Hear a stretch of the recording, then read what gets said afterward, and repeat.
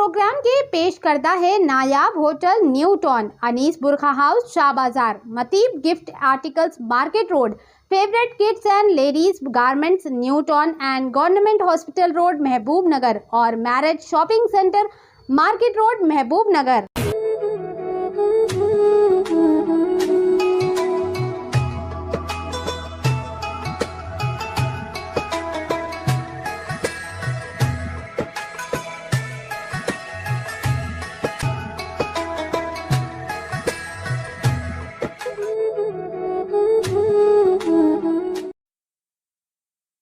السلام علیکم ورحمۃ اللہ وبرکاتہ۔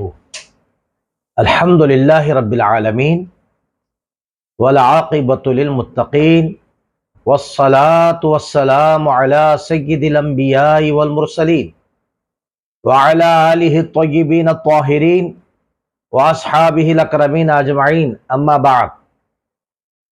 قال اللہ تبارک و تعالی فی شان حبیبہ تعظیما و تکریما، ان اللہ وملائکتہ یصلون علی النبی یا ایہا الذین آمنوا صلوا علیہ وسلموا تسلیما، اللہم صل علی سیدنا محمد وعلی آلہ وصحبہ افضل صلواتک وعدد معلوماتک وبارک وسلم۔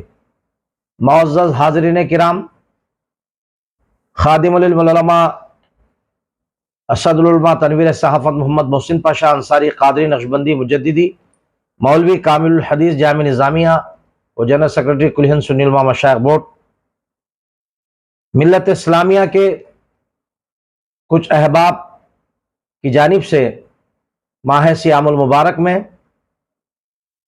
30 دن میں 30 پاروں کی ترجمہ، تفسیر اور خلاصہ کلام اللہ بیان کرنے کا اصرار کیا گیا۔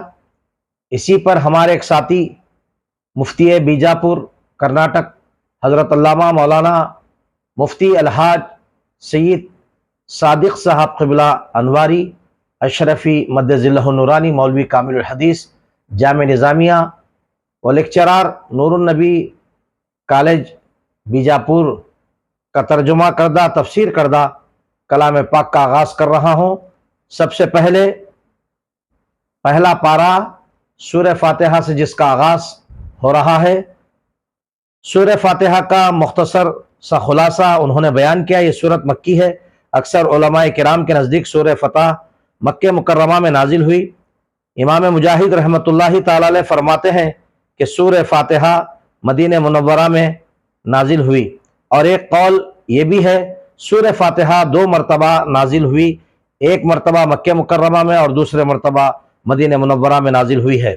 تفسیر خازن سورۃ الفاتحہ۔ سورہ فاتحہ ترتیب تلاوت کے اعتبار سے قرآن مجید کی پہلی سورت اور ترتیب نزولی کے اعتبار سے 5ویں سورت ہے، اور پہلی منزل ہے۔ اس سورت مبارکہ میں 1 رکوع اور 7 آیتیں، 25 کلمے اور 123 حروف ہیں۔ اس سورت کی ابتدا اور اختتام پہلے پارے سے قبل ہے۔ سورہ فاتحہ کے اسماء اور ان کی وجہ تسمیہ۔ اس سورت کے متعدد نام ہیں، اور ناموں کا زیادہ ہونا اس کی فضیلت اور شرف کی دلیل ہے۔ اس کے مشہور 15 نام یہ ہیں۔ سورہ فاتحہ سے قرآن پاک کی تلاوت شروع کی جاتی ہے، اور اسی سورت سے قرآن پاک لکھنے کی ابتدا کی جاتی ہے، اور اس لیے فاتحۃ الکتاب یعنی کتاب کی ابتدا کرنے والی کہتے ہیں۔ دوسرا، اس سورت کی ابتدا الحمدللہ رب العالمین سے ہوئی۔ اسی مناسبت سے سورۃ الحمد یعنی وہ سورت جس میں اللہ تبارک و تعالیٰ کی حمد بیان کی گئی ہے، کہتے ہیں سورہ فاتحہ قرآن پاک کی اصل ہے۔ اسی بنا پر اسے ام القرآن اور ام الکتاب بھی کہا جاتا ہے۔ یہ سورت نماز کی ہر رکعت میں پڑھی جاتی ہے۔ یہ سورت 2 مرتبہ نازل ہوئی ہے، اس وجہ سے اسے سبع مثانی بھی کہا گیا، یعنی سبع المثانی یعنی بار بار پڑھے جانے والی یا 1 سے زائد مرتبہ پڑھے جانے والی 7 آیتیں کہا جاتا ہے۔ دین کے بنیادی امور کا جامع ہونے کی وجہ سے سورہ فاتحہ کو سورۃ الکنز، سورۃ الوافیہ اور سورۃ الشفاء، سورۃ الکافیہ کہتے ہیں۔ شفا کا باعث ہونے کی وجہ سے اس کو سورۃ الشفاء، سورۃ الشافیہ کہتے ہیں۔ یہ سورہ دعا پر مشتمل ہونے کی وجہ سے سورۃ الدعا، سورۃ تعلیم المسئلہ सूरत उस्सवाल, सूरत मुनाजात, सूरत तफवीद भी कहा जाता है। तफसीर खाजिन अल इत्कान फी उलूमिल कुरान। सूरह फातिहा का तर्जुमा अल्लाह के नाम से शुरू जो बड़ा मेहरबान निहायत रहम फरमाने वाला है। सब तारीफें अल्लाह ही के लिए हैं जो तमाम जहानों की परवरिश फरमाने वाला है, निहायत मेहरबान, बहुत रहम फरमाने वाला है, रोज़े जज़ा का मालिक है। ऐ अल्लाह, हम तेरी ही इबादत करते हैं और तुझी से मदद चाहते हैं। हमें सीधे रास्ते पर चला, उन लोगों का रास्ता जिन पर तूने इनाम फरमाया, और उन लोगों का नहीं जिन पर गजब किया गया है, और न गुमराहों का। सूरह फातिहा के फजाइल। अहादीस मुबारका में सूरत के बहुत फजाइल बयान किए गए हैं। इनमें से 4 फजाइल आपके सामने रखे जाते हैं। हजरत अबू सईद बिन मुअल्ला रजी अल्लाह तआला अन्हु फरमाते हैं, मैं नमाज पढ़ रहा था, मुझे हुजूर खातिमुन नबीय्यीन शफीउल मुज़निमीन सल्लल्लाहु तआला अलैहि वसल्लम ने बुलाया, लेकिन मैंने जवाब ना दिया। जब नमाज से फारिग होकर बारगाह रिसालत मआब सल्लल्लाहु तआला अलैहि वसल्लम में पहुंचा, हाजिर हुआ, तो मैंने अर्ज की, या रसूल अल्लाह सल्लल्लाहु अलैहि वसल्लम, मैं नमाज पढ़ रहा था। ताजदार रिसालत मआब सल्लल्लाहु तआला अलैहि वसल्लम ने इरशाद फरमाया, अल्लाह ताला ने ये नहीं फरमाया इस्तजीबू लिल्लाहि व लिर्रसूली इज़ा दआकुम, अल्लाह और उसके रसूल की बारगाह में हाजिर हो जाओ जब वो तुम्हें बुलाएं।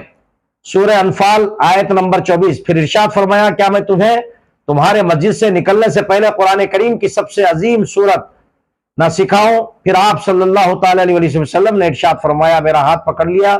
जब हमने निकलने का इरादा किया तो आप सल्लल्लाहु तआला अलैहि वसल्लम से मैंने अर्ज की, या रसूल अल्लाह सल्लल्लाहु तआला अलैहि वसल्लम, आपने फरमाया था कि मैं जरूर तुम्हें कुरान मजीद की सबसे अजमत वाली सूरत सिखाऊंगा। इरशाद फरमाया, वो सूरत अल्हम्दुलिल्लाहि रब्बिल आलमीन से आखिर तक, यानी यही सब मसानी और कुरान अजीम है जो मुझे अता फरमाई गई है। बुखारी शरीफ किताब फज़ाइलुल कुरान, बाबु मा जाअ फी फातिहतिल किताब। दूसरा, हजरत अब्दुल्ला इब्न अब्बास रजी अल्लाह तआला अन्हुमा फरमाते, एक फरिश्ता आसमान से नाजिल हुआ और उसने सय्यदुल मुरसलीन सल्लल्लाहु तआला अलैहि वसल्लम की बारगाह अक़दस में सलाम पेश करके अर्ज किया, या रसूल अल्लाह सल्लल्लाहु तआला अलैहि वसल्लम, आपको उन दो नूरों की बशारत हो जो आपके अलावा और किसी नबी को अता नहीं किए गए, और वो 2 नूर ये हैं, पहला सूरह फातिहा, दूसरा सूरह बकरा की आखिरी आयतें।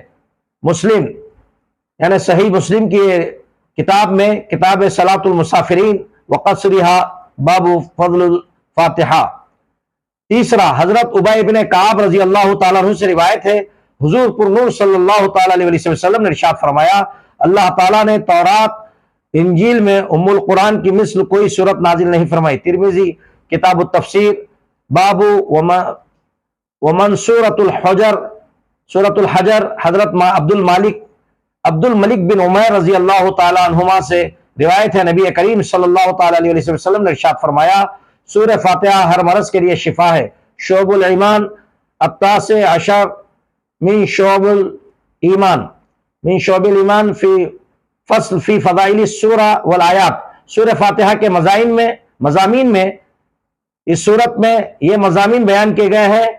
इस सूरत में अल्लाह ताला की हम्द व सना का बयान है, अल्लाह ताला के रब होने और उसके रहमान और रहीम होने, नीज़ मखलूक के मरने के बाद दोबारा जिंदा किए जाने और क़यामत के दिन उनके अमाल की जज़ा मिलने का जिक्र है। तीसरा, सिर्फ अल्लाह ताला की इबादत का मुस्तहिक़ होने और उसके हकीकी मददगार होने का तज़किरा है। चौथा, दुआ के आदाब का बयान और अल्लाह ताला से दीन हक़ और सिरात मुस्तकीम की तरफ हिदायत मिलने, नेक लोगों के हाल से मवाफ़िक़त और गुमराहों से इज्तनाब की दुआ मांगने की तालीम है। ये चंद वो चीज़ें बयान की हैं जिनका सूरह फातिहा में तफसीरी जिक्र है। अलबत्ता इजमाली तौर पर इस सूरत में बेशुमार चीज़ों का बयान है। अमीरुल मोमिनीन हज़रत सय्यदना अली करमल्लाहु वजहुल करीम रजी अल्लाह तआला अन्हु फरमाते हैं, अगर मैं चाहूँ तो सूरह फातिहा की तफसीर से 70 ऊँट भरा दूँ। सुभान अल्लाह। अल इत्क़ान फ़ी उलूमिल कुरान। आप तमामी मोमिन हजरात जानते हैं कि हजरत सैयदना अली करमल्लाहु वजहहु का यह कौल नकल करने के बाद फरमाया जाता है कि एक ऊँट कितने मन बोझ उठाता है, हर मन में कितने हजार अज्जा होते हैं, उनका हिसाब लगाया जाए तो ये तकरीबन 25 लाख जुज बनते हैं। ये फ़कत सूरह फातिहा की तफसीर है, فتاوی رضویہ۔ حضرت علامہ مولانا رئیس المفسرین سید شاہ طاہر رضوی القادری صدر الشیوخ جامع نظامیہ حیدرآباد کے اقوال و افعال میں یہ قول تحریر فرماتے ہیں کہ سورہ فاتحہ قرآن حکیم کا خلاصہ اور سورت لوح محفوظ پر سب سے پہلے نازل ہوئی۔ سورہ فاتحہ پڑھ کر دعا کی جائے تو مقبول بارگاہ الہی ہوتی ہے۔ اس سورت میں حمد باری تعالیٰ بھی ہے اور یوم آخرت کا تصور بھی، اور ساتھ میں صراط المستقیم پر گامزن کرنے کی دعا ہے، اور ان لوگوں کی پناہ مانگی گئی جن پر اللہ کا غضب ہے، حالات و مقالات طاہر رضی اللہ تعالیٰ رحمۃ اللہ علیہ۔ سورہ فاتحہ سے متعلق شرعی مسائل۔ پہلا، نماز میں سورہ فاتحہ پڑھنا واجب ہے۔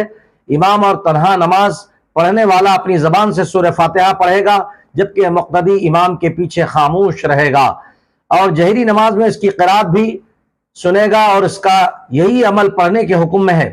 اللہ تعالیٰ نے قرآن پاک میں تلاوت کے وقت مقتدی کو خاموش رہنے کی اور قرات سننے کا حکم ارشاد فرماتا ہے، وَإِذَا قُرِئَ الْقُرْآنُ فَاسْتَمِعُوا لَهُ وَأَنصِتُوا لَعَلَّكُمْ تُرْحَمُونَ۔ سورہ اعراف آیت نمبر 204۔ ترجمہ: جب قرآن مجید پڑھا جائے تو اسے غور سے سنو اور خاموش ہو تاکہ تم پر اللہ تبارک و تعالیٰ رحم کیا جائے۔ اور حضرت ابو موسیٰ اشعری رضی اللہ تعالیٰ عنہ روایت ہے، حضور اقدس صلی اللہ تعالیٰ علیہ وسلم نے ارشاد فرمایا، جب امام قرات کرے تو تم خاموش رہو۔ ابن ماجہ کتاب الصلاۃ باب اذا قری الامام فانصتوا۔ حضرت جابر بن عبداللہ رضی اللہ تعالیٰ عنہ سے روایت ہے، حضور نبی کریم صلی اللہ تعالیٰ علیہ وسلم نے ارشاد فرمایا، جس شخص کا کوئی امام ہو تو امام کا پڑھنا ہی مقتدی کا پڑھنا ہے۔ ابن ماجہ کتاب الصلاۃ باب اذا قری الامام فانصتوا۔ ان کے علاوہ اور بہت سی احادیث میں امام کے پیچھے مقتدی کے خاموش رہنے کے بارے میں بیان کیا گیا ہے۔ امام اعظم حنیفہ رضی اللہ عنہ کا مناظرہ۔ امام فخر الدین رازی رحمۃ اللہ علیہ فرماتے ہیں، مدینہ منورہ کے چند علماء امام اعظم حنیفہ رضی اللہ تعالیٰ عنہ کے پاس اس غرض سے آئے کہ وہ امام کے پیچھے مقتدی کی قرات کرنے کے معاملے میں ان سے مناظرہ کریں۔ حضرت امام اعظم حنیفہ رضی اللہ تعالیٰ عنہ نعمان بن ثابت جن کا نام ہے، ان سے فرمایا، سب سے مناظرہ کرنا میرے لیے ممکن نہیں، آپ ایسا کریں کہ مناظرے کا معاملہ اس کے سپرد کر دیں جو آپ سب سے زیادہ علم والا ہے، تاکہ میں اس کے ساتھ مناظرہ کروں۔ انہوں نے ایک عالم کی طرف اشارہ کیا تو امام اعظم حنیفہ رضی اللہ عنہ نے فرمایا، کیا یہ تم سب سے زیادہ علم والا ہے؟ انہوں نے جواب دیا، ہاں۔ امام اعظم حنیفہ رضی اللہ تعالیٰ عنہ نے فرمایا، کیا میرا اس کے ساتھ مناظرہ کرنا تم سب کے ساتھ مناظرہ کرنے کی طرح ہے؟ انہوں نے کہا، ہاں۔ امام اعظم حنیفہ رضی اللہ تعالیٰ عنہ نے فرمایا، اس کے خلاف جو دلیل قائم ہوگی گویا کہ تمہارے خلاف قائم ہوگی۔ انہوں نے جواب دیا، ہاں۔ حضرت امام اعظم حنیفہ رضی اللہ عنہ نے فرمایا، اگر میں اس کے ساتھ مناظرہ کروں اور دلیل میں اس پر غالب آ جاؤں تو دلیل تم پر بھی لازم ہوگی۔ انہوں نے کہا، ہاں۔ حضرت امام اعظم حنیفہ رضی اللہ عنہ نے دریافت کیا، وہ دلیل تم پر کیسے لازم ہوگی؟ انہوں نے جواب دیا، اس لیے کہ ہم اسے اپنا امام بنانے پر راضی ہیں تو اس کی بات ہماری بات ہوگی۔ امام اعظم حنیفہ رضی اللہ عنہ نے فرمایا، ہم بھی تو یہی کہتے ہیں کہ جب ہم نے ایک شخص کو نماز میں اپنا امام مان لیا تو اس کا قرات کرنا ہماری قرات کرنا ہے اور وہ ہماری طرف سے نائب ہے۔ امام اعظم حنیفہ رضی اللہ عنہ نے یہ بات سن کر سب نے اقرار کر لیا، امام کے پیچھے مقتدی قرات نہیں کرے گا۔ تفسیر کبیر البقرہ تحت الآیات۔ نماز جنازہ میں خاص دعا یاد نہ ہو تو دعا کی نیت سے سورہ فاتحہ پڑھنا جائز ہے، جبکہ قرات کی نیت سے پڑھنا جائز نہیں۔ فتاوی عالمگیری۔ اس سورت کی پہلی آیت الحمدللہ رب العالمین، سب تعریف اللہ تعالیٰ کے لیے جو تمام جہانوں کا پالنے والا ہے، اور آخری آیت صراط الذین انعمت علیہم غیر المغضوب علیہم ولا الضالین، ان لوگوں کا راستہ جن پر تو نے انعام کیا، ان کا نہیں جن پر غضب کیا، اور نہ گمراہوں کا راستہ۔ اس خلاصے کے اختتام پر یہ بات بھی قابل ذکر ہے کہ موجودہ حالات میں جو اعتقادی عملی و دینی عملی برائیاں، علمی برائیاں ہیں، اس سب کا تذکرہ بحر العلوم حضرت علامہ مولانا عبد القدیر حسرت صدیقی رحمۃ اللہ علیہ نے قرآن مجید کی تفسیر صدیقی میں سورہ فاتحہ کی تفسیر کے ضمن میں تحریر فرمایا، جو قابل مطالعہ، قابل عمل ہے۔ پیر طریقت حضرت سید شاہ حسین قادری لاؤبالی علیہ رحمہ، جنتکل خورد گنگاوتی، ضلع کوپل، کرناٹک نے تفسیر قادری لاؤبالی میں سورہ فاتحہ کی مزید تشریح فرمائی ہے، آپ لوگ مشاہدہ فرما سکتے ہیں۔ یہ تھا سورہ فاتحہ کا خلاصہ کلام۔ اب شروع ہو رہا ہے یہاں سے پہلا پارہ، یعنی الف لام میم۔ پہلے پارے کی ابتدا الف لام میم سے ہوئی، اس لیے اس پارے کا نام الف لام میم ہے۔ اس پارے میں 16 رکوع اور 141 آیتیں ہیں۔ اس پارے کا آغاز الف لام میم ذالک الکتاب لا ریب فیہ سے ہوتا ہے اور اختتام تلک امۃ قد خلت لہا ما کسبت ولکم ما کسبتم ولا تسألون عما کانوا یعملون الاخرہ۔ اور اس پارے کے آغاز سے ہی سورہ بقرہ کی ابتدا ہے۔ سورہ بقرہ مدنی ہے۔ حضرت سیدنا عبداللہ ابن عباس رضی اللہ تعالیٰ عنہما کے فرمان کے مطابق مدینہ منورہ میں سب سے پہلے سورہ بقرہ نازل ہوئی۔ اس سے مراد ہے کہ جس سورت کی آیت سب سے پہلے نازل ہوئی، تفسیر خازن سورہ بقرہ ترتیب تلاوت کے اعتبار سے قرآن مجید کی دوسری سورت ہے اور ترتیب نزولی کے اعتبار سے 87ویں سورت ہے اور پہلی منزل ہے۔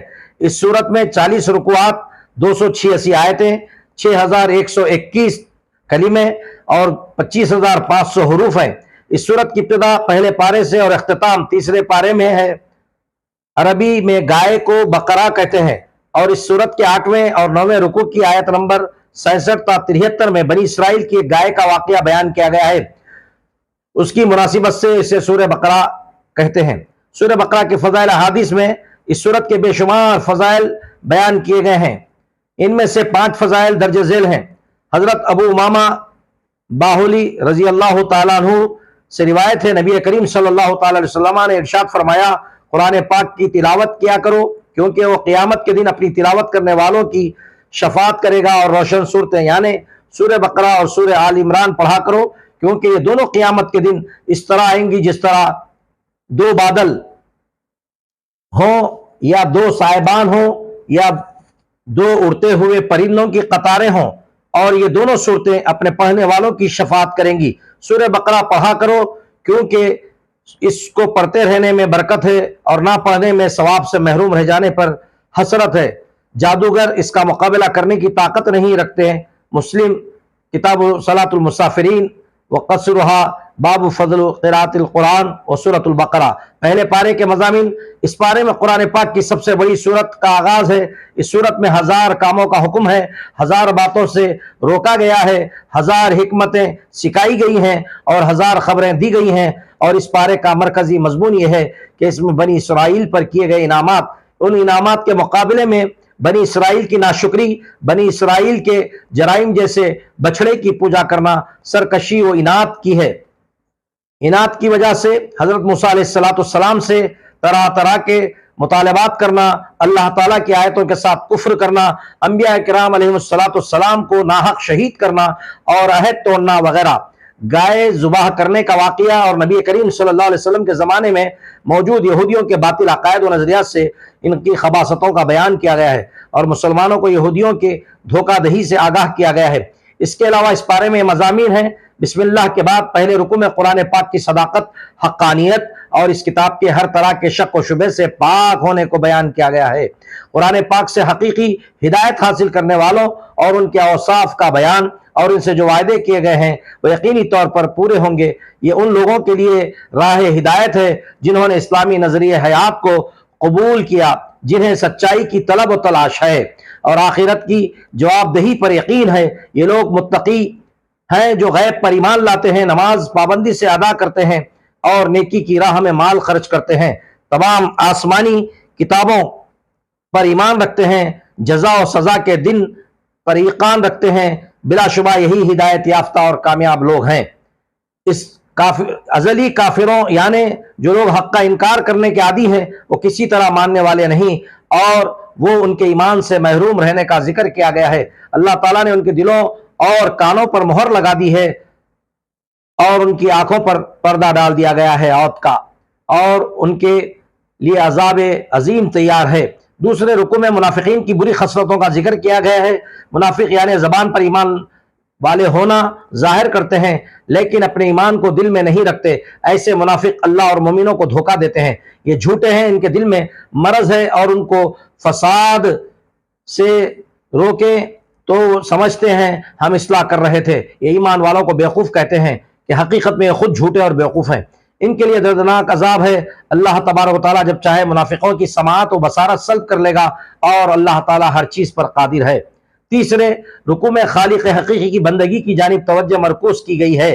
قرآن پاک میں شک کرنے والے کفار سے قرآن مجید کی صورت جیسی ایک صورت بنا کر لانے کا مطالبہ کیا گیا اور ان کے اس چیز سے عاجز ہونے کو بھی بیان کر دیا گیا، اور اس آگ سے ڈرایا گیا، اس آگ سے ڈرایا گیا جس کا ایندھن انسان اور پتھر ہیں، اور یہ جہنم نافرمانوں کے لیے ہے، نیکوکاروں کو جنت کی خوشخبری ہے۔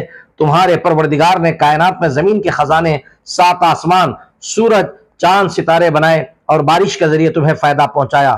چوتھے رکوع میں حضرت سیدنا آدم علیہ السلام کی تخلیق کا واقعہ بیان کیا گیا اور انسان کو زمین میں اپنا نائب و خلیفہ بنانے کا فیصلہ کیا گیا، اور فرشتوں کے سامنے ان کی شان کو اللہ تبارک و تعالیٰ نے ظاہر کیا گیا ہے۔ سارے فرشتوں نے یہ سن کر سجدہ کیا، صرف شیطان ابلیس یعنی عزازیل نے تکبر کیا اور سجدہ کرنے سے انکار کر کے مردود ہوا۔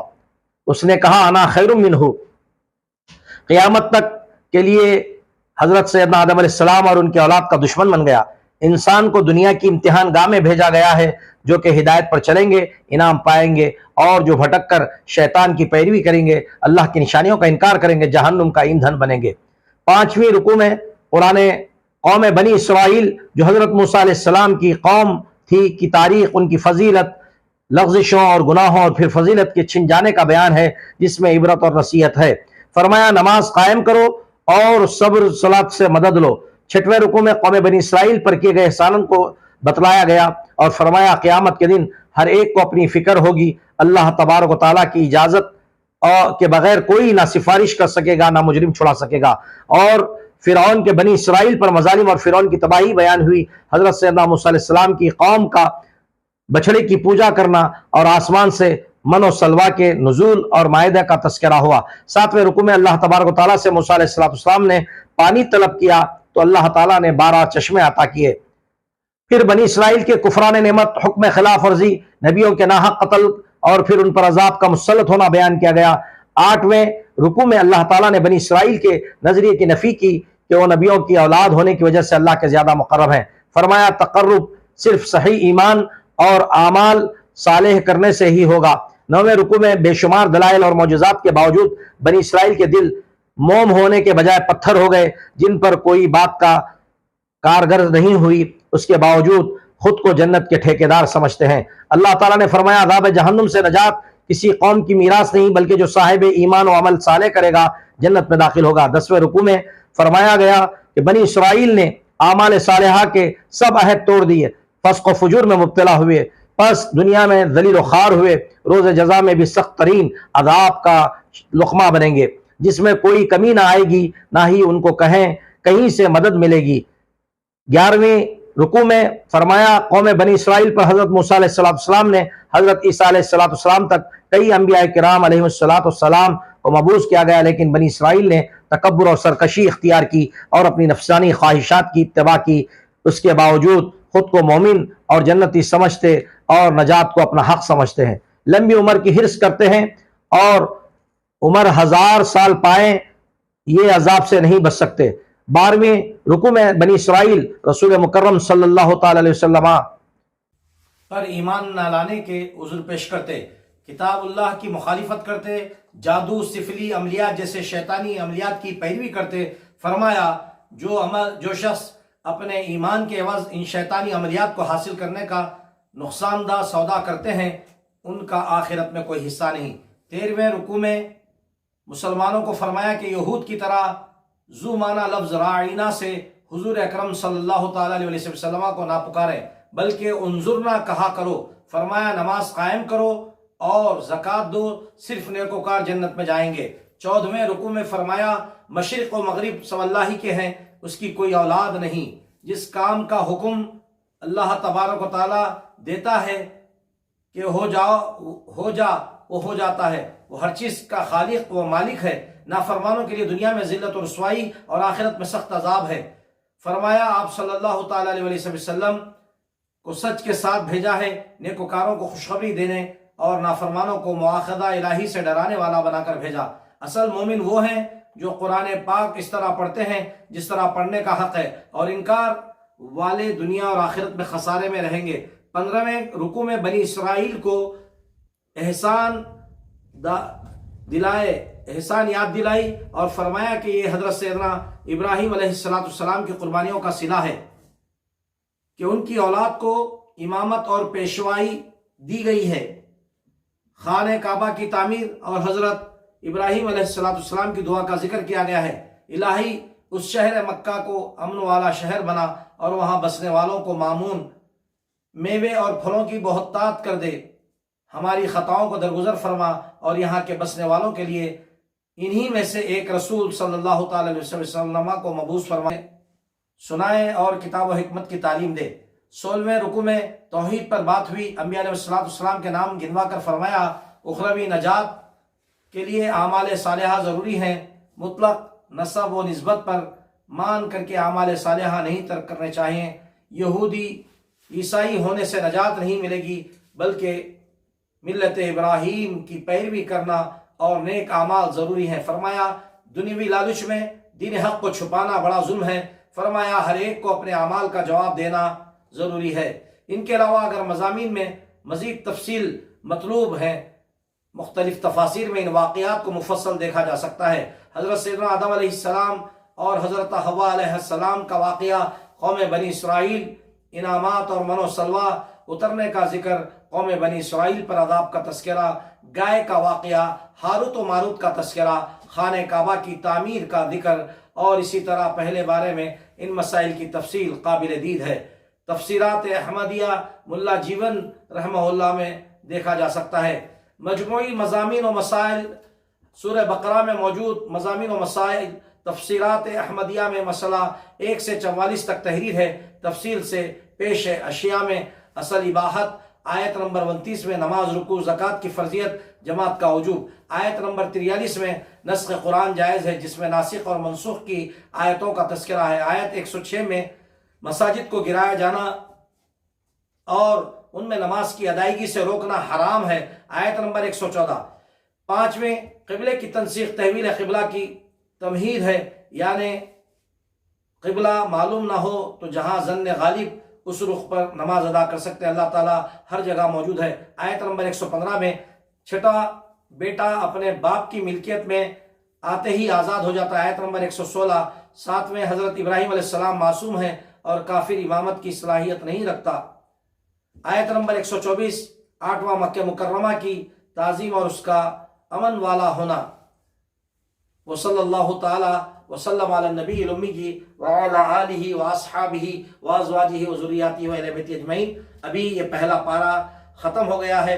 انشاءاللہ رسول صلی اللہ علیہ وسلم کل دوسرے پارے کی تفسیر، خلاصہ، ترجمہ آپ حضرات کے سامنے پیش کیا جائے گا۔ اللہ تعالیٰ اس کے سننے سے پہلے ہم سب کو عمل کی توفیق رفیق عطا فرمائے، اور جو غزہ کے مظلوم مسلمان ہیں مولا ان کی حفاظت فرما۔ ساری دنیا میں جہاں جہاں بھی ظلم و تشدد بربریت ہو رہی ہے، پاک پروردگار عالم اس نزول قرآن کے وساطت سے اور ماہ سیام کی برکت سے ان تمام مسلمانان عالم پر اپنا کرم اور فضل شامل حال فرما۔ وآخر دعوانا ان الحمد للہ رب العالمین۔